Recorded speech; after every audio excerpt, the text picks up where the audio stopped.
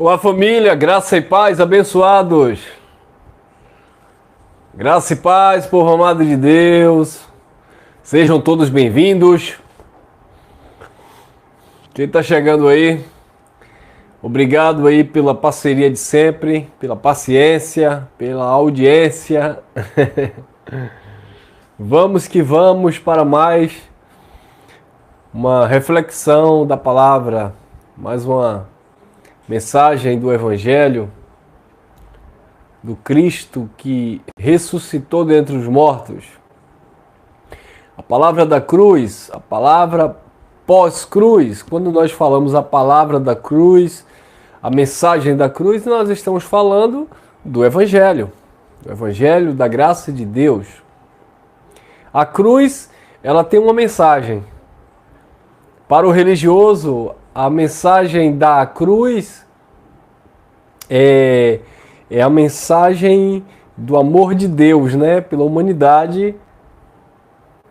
Amor, vírgula, né? Eles dizem que a mensagem da cruz é a mensagem da entrega do seu Filho, Jesus, a entrega de Deus por meio de Cristo.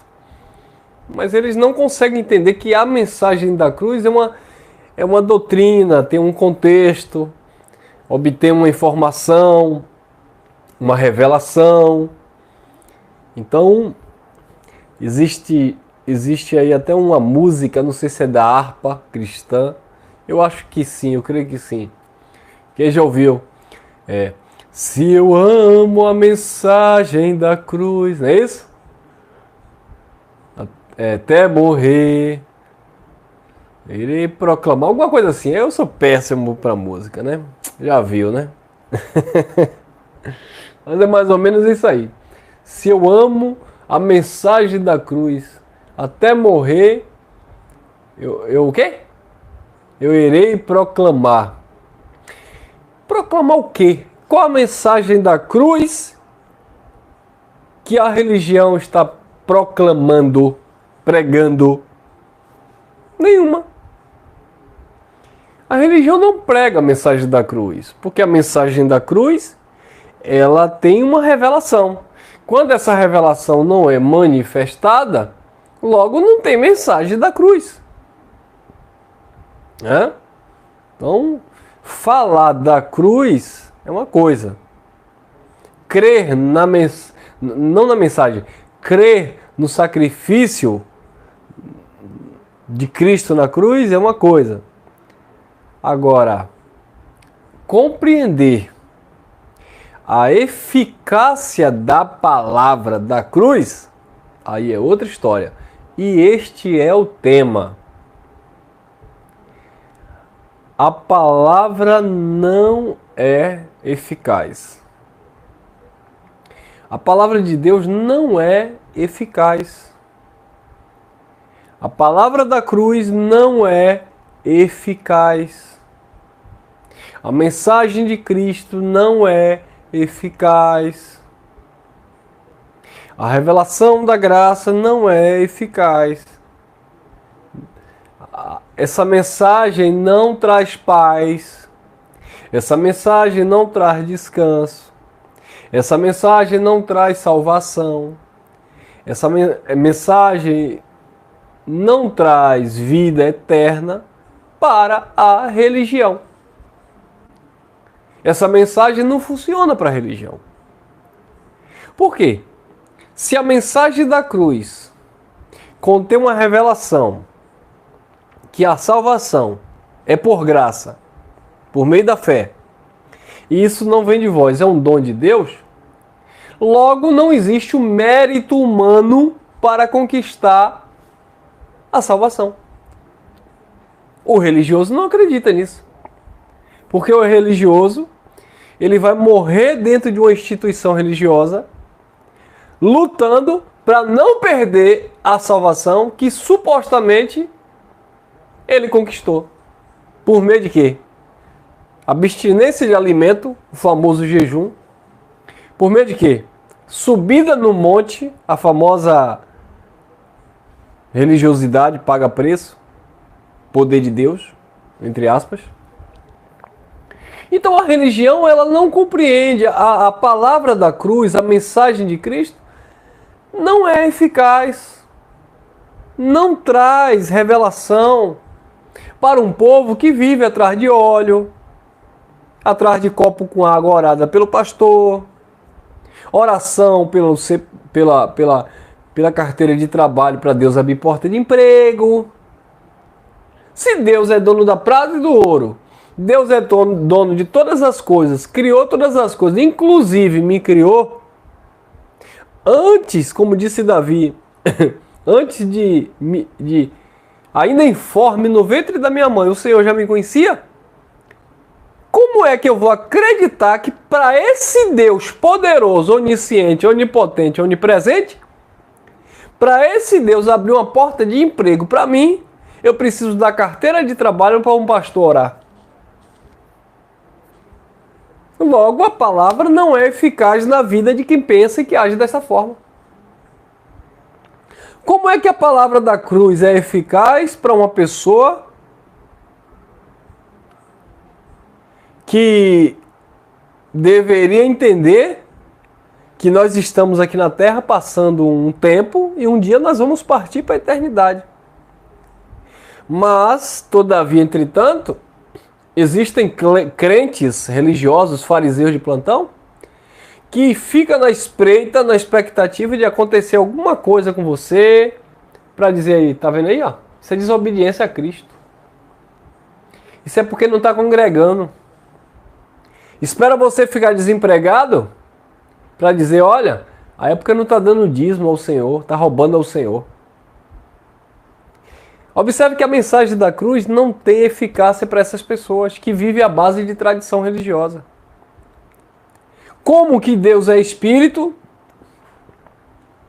e a mensagem da cruz, a mensagem da graça, o Evangelho diz que aquele que se uniu ao Senhor se tornou um só Espírito com o Senhor, e o crente acredita que ele vai morrer e ressuscitar com um corpo físico novo e vai para o céu. Acredita naquelas cenas de Hollywood do pseudo-arrebatamento, onde o avião está cheio, o piloto é crente pentecostal, desaparece logo, é arrebatado na carruagem de Elias. Alguns ali que estão no avião são arrebatados também, porque estavam na igreja evangélica, dando dízimo ao pastor.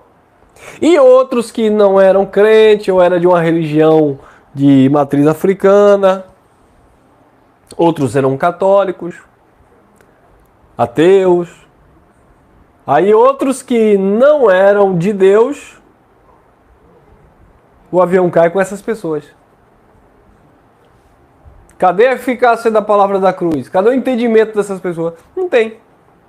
Ah, tá na Bíblia onde que tá na Bíblia isso, rapaz?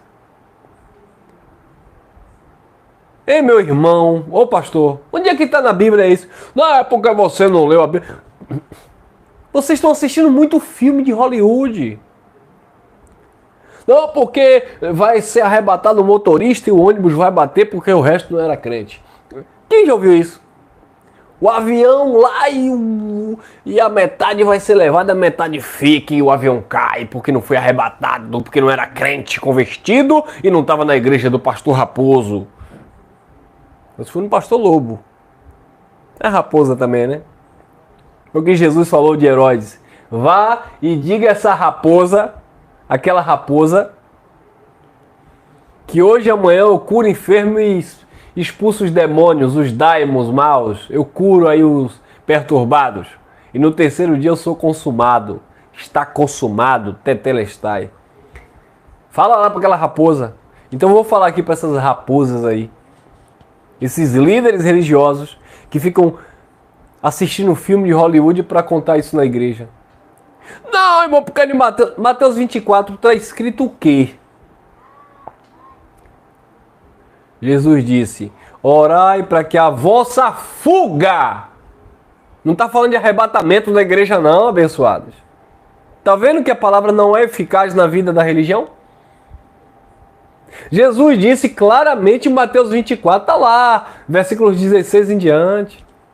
Orai para que a vossa fuga não aconteça no inverno e nem no dia de sábado. Então Jesus estava preocupado em arrebatar a igreja no inverno ou no dia de sábado. Aí ele pediu para os discípulos orarem, porque eles iriam impedir Deus de supostamente arrebatar a igreja, ou no inverno ou no dia de sábado. Aí Jesus disse assim: Pedro, Tiago, João, vocês precisam orar. Orai, não é isso que está escrito? Orai para que a vossa fuga não aconteça. A vossa fuga não, porque para a tradição religiosa não é fuga, é arrebatamento. Orai para que o vosso arrebatamento, o arrebatamento da igreja, não aconteça nem no dia de sábado e nem no inverno. E Pedro, Tiago, João, Mateus, Marcos, Lucas, fala para as grávidas também. Diz assim para ela, ó: ai das grávidas e ai daquelas que amamentarem naquele dia. Então quer dizer que o arrebatamento da igreja não podia acontecer um dia de sábado, porque senão ficava um monte de gente. Não podia acontecer no inverno. E coitada das grávidas e daquelas que estavam dando peito. A palavra de Deus não é eficaz para essas pessoas. O que Jesus estava dizendo era sobre uma fuga. Orai para que a vossa fuga não aconteça no inverno ou no dia de sábado. Jesus estava profetizando o que aconteceu lá no ano 70. Ele disse: não passará esta geração sem que tudo isto aconteça. Jesus estava profetizando para um futuro próximo ali de Jesus e dos discípulos daquilo que iria acontecer. Orai para que a vossa fuga não aconteça no inverno. Por quê? Porque lá em Israel, lá no deserto, lá na Palestina, lá no Oriente Médio, ou é 8 ou é 80. É muito sol, muito calor de dia, durante o dia, e muito frio à noite. Agora imagine o inverno lá. Muito frio. Aí Jesus estava dizendo: cuidado, orai para que a vossa fuga não aconteça no inverno. Para que não aconteça de que a invasão suceda no inverno. Orai também para que a vossa fuga não aconteça no dia de sábado, porque no dia de sábado, a maioria dos judeus que não estavam ali seguindo Jesus estava guardando o sábado. Não fazia nada, estava guardando ali o sábado pela lei de Moisés. E outra coisa, os muros de Jerusalém ficavam fechados. Como era que ele ia pular os muros para fugir? As muralhas de Jerusalém. Como é que eles fugiam no inverno? Aí Jesus disse: ai das grávidas e daquelas que amamentarem naqueles dias. Naqueles dias, seriam coisas de dias. Não é o arrebatamento, como diz a igreja, que você pisca o olho e já está no céu e o outro está no inferno porque não era crente. Então, seriam dias difíceis. A invasão romana ocorreu, Jesus falou, está lá em Lucas, se eu não me engano, 21, versículo 20 e 21. Quando virdes Jerusalém sitiada, cercada, saber que é chegada a vossa desolação, a vossa destruição. E Jerusalém foi justamente cercada, queimada, pisoteada pelos romanos lá no ano 70. Tito invade Jerusalém com aproximadamente 60 a 70 mil soldados romanos. Mais de 100 mil judeus foram mortos, sem contar aqueles que foram levados cativos para diversas partes do mundo. Jerusalém foi incendiado, o templo foi incendiado. Era disso que Jesus estava falando em Mateus 24. Só isso. Quem estiver nos montes, não desça. Quem estiver em casa, fuja. Porque naquele dia, dois estarão no moinho. Moinho fazendo o quê? Trabalhando. Um será levado e o outro será deixado. Uns iriam escapar e outros seriam pegos, seriam levados cativos. Outros seriam deixados até mortos.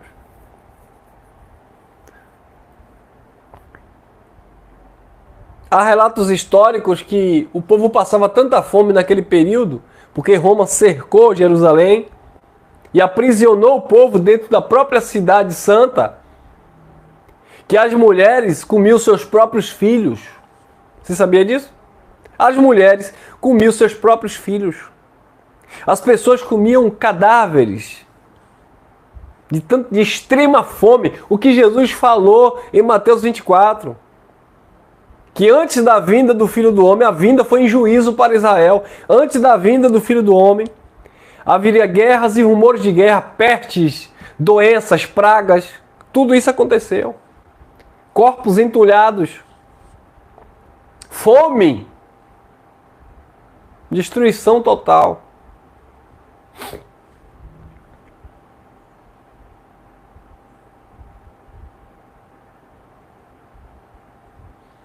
Entendeu, meus amados? Então, a palavra de Deus não é eficaz para essas pessoas. Eu estou tocando aqui no assunto da escatologia. E quando nós tocamos no assunto do pecado, João Batista diz: eis o Cordeiro de Deus que tira o pecado do mundo. A igreja diz que está em pecado. Hebreus capítulo 9, versículo 26. Olha o que diz Hebreus capítulo 9, versículo 26, acerca do pecado.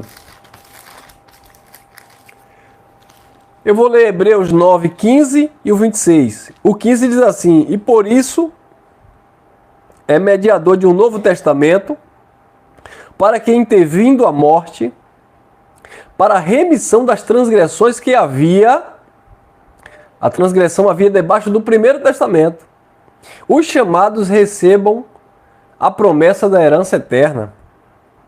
Então a transgressão era no primeiro testamento, o pecado era no primeiro testamento. 26. De outra maneira, necessária lhe fora padecer muitas vezes desde a fundação do mundo. Mas agora, na consumação dos séculos, se manifestou uma só vez para aniquilar o pecado pelo sacrifício de si mesmo. Quer dizer, Paulo está dizendo que ele anulou o pecado. Hebreus 10, 10. Hebreus 10, 10, 10 diz assim, ó: na qual vontade temos sido santificados pela oferta, pela oblação do corpo de Jesus Cristo, feita uma vez. Hebreus 10, 14. Porque com uma só oblação, uma só oferta, aperfeiçoou para sempre os que são santificados. Hebreus 10, 17. E jamais me lembrarei de seus pecados e de suas iniquidades.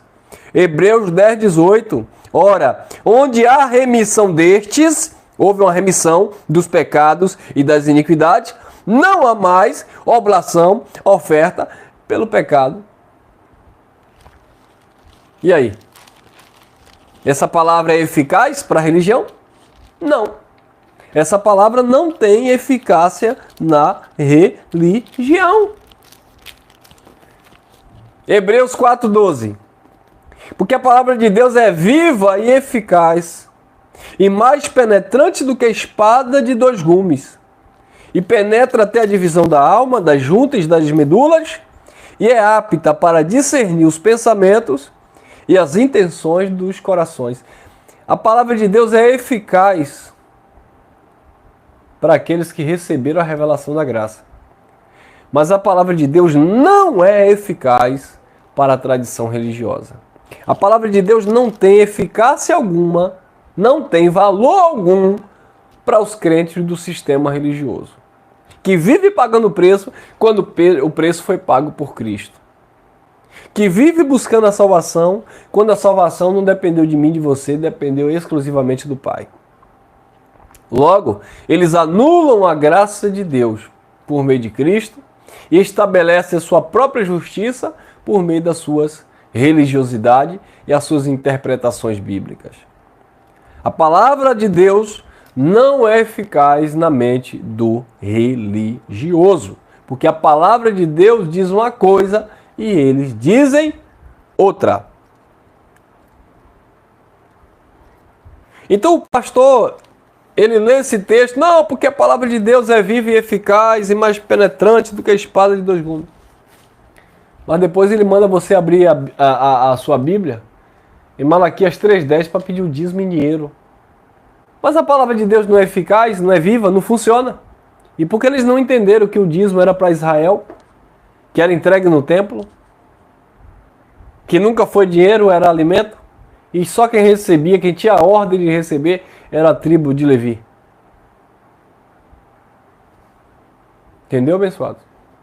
Se a palavra de Deus é viva e eficaz para eles, por que eles não pregam para as pessoas que devorador, cortador, imigrador, destruidor são 4 espécies de gafanhotos, como está lá em Joel, que são os mesmos que estavam atuando em Malaquias, porque os sacerdotes estavam desviando-se de sua conduta. Eram os sacerdotes, não era a igreja. O pastor prega dizendo que as ovelhas estão roubando a igreja, ou roubando a Cristo, ou roubando a Deus, nos dízimos e nas ofertas. Malaquias pregava dizendo que quem estava roubando a Deus no dízimo e nas ofertas era o sacerdote. É só ler o capítulo 1 de Malaquias. Malaquias capítulo 1, versículo 6. Se eu sou o Senhor, onde está minha honra? Se eu sou pai, onde está o temor para comigo? Por que vocês desprezam o altar? Por que vocês sacrificam o imundo? Em que estamos desprezando o Senhor? Nisso que vocês fazem, disse o Senhor aos sacerdotes. É só ler Malaquias capítulo 1. Mas o pastor só vê Malaquias capítulo 3, do 8 ao 10. Para quê? Para se beneficiar. E o povo não lê Bíblia, é enganado. Meu povo é destruído por falta de conhecimento, disse Deus por boca de Oséias. Então a palavra de Deus não é eficaz na vida da religião. A palavra de Deus diz que nós somos templo e morada do Espírito, que Deus não habita em templo feito por mão de homens. Mas o crente diz, o religioso diz, eu vou para a casa de Deus buscar papai do céu. Buscar? Ele se perdeu lá? Precisa de alguém para ir buscar? Ele está lá parado? Deus está dentro de um templo religioso? Só se for aquele Deus crucificado, aquele que está na cruz, no madeiro.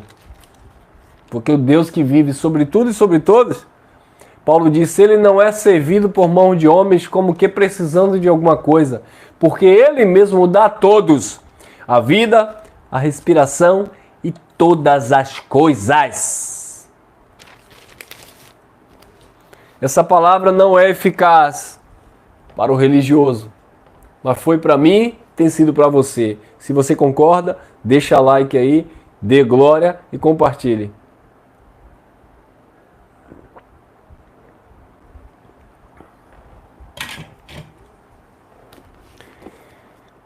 Primeira Tessalonicenses, capítulo 2, versículo 13, diz assim: por isso também damos sem cessar graças a Deus, pois havendo recebido de nós a palavra da pregação de Deus, a recebestes não como palavra de homens, mas segundo é na verdade, como palavra de Deus, a qual também opera, é eficaz, é viva em vós os que credes. Na vida de quem crê. A palavra opera, ela é eficaz e ela é viva. Mas para quem não crê, eles leem,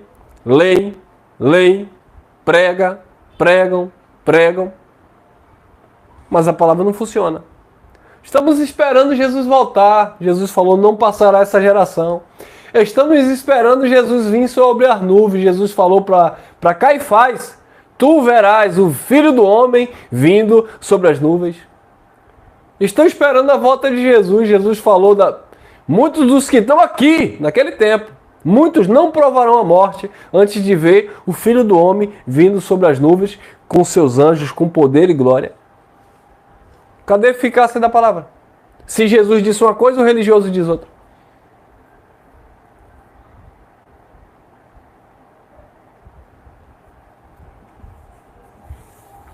Cadê? Cadê a eficácia da palavra?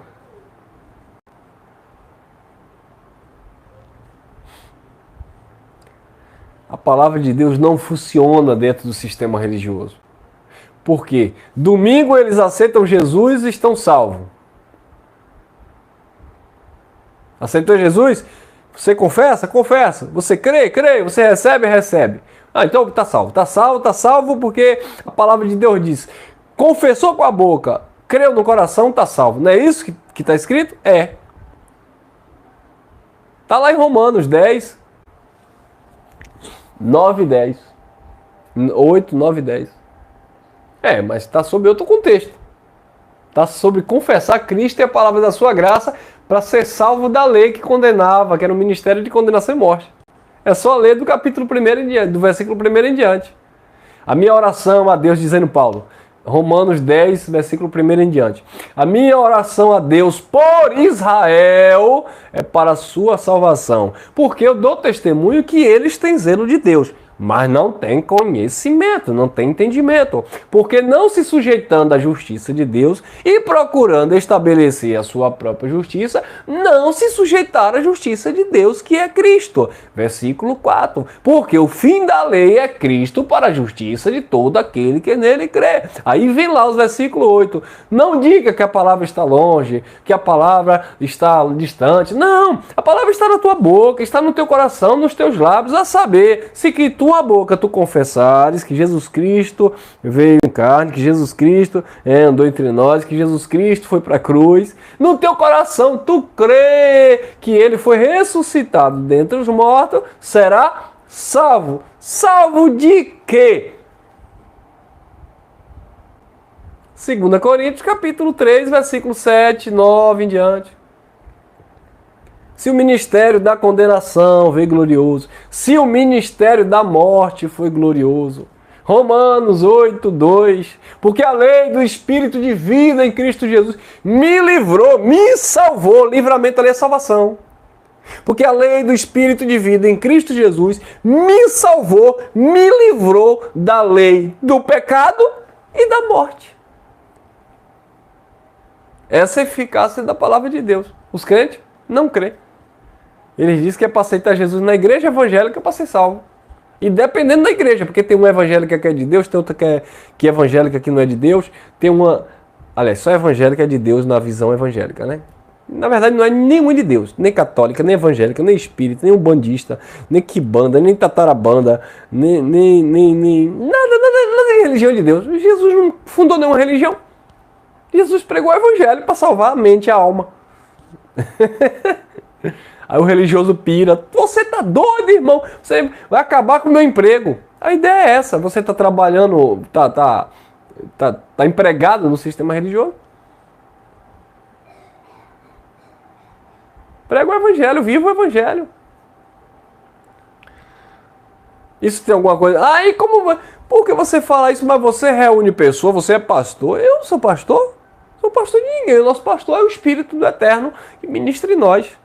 Nós estamos pastoreando no sentido de auxiliar os irmãos.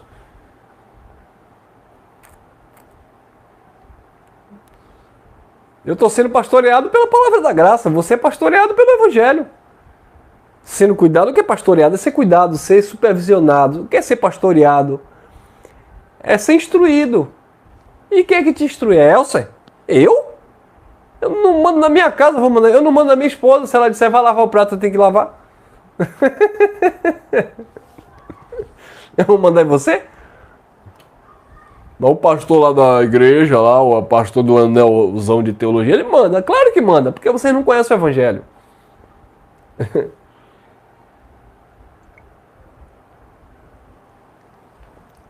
Fazer como meu irmão Aldo, né? Aldo Filho. Aldo diz assim, mulher para falar comigo tem que baixar a cabeça. Tem esse negócio de mulher levantar a cabeça para mim, não. Ele disse que a mulher dele, para falar com ele, tem que baixar a cabeça. Por quê, irmão Aldo? Porque eu já estou debaixo da cama. Se ela quiser me chamar, ela vai ter que me procurar debaixo da cama. Bora, passa aqui, vem fazer o que tem que ser feito.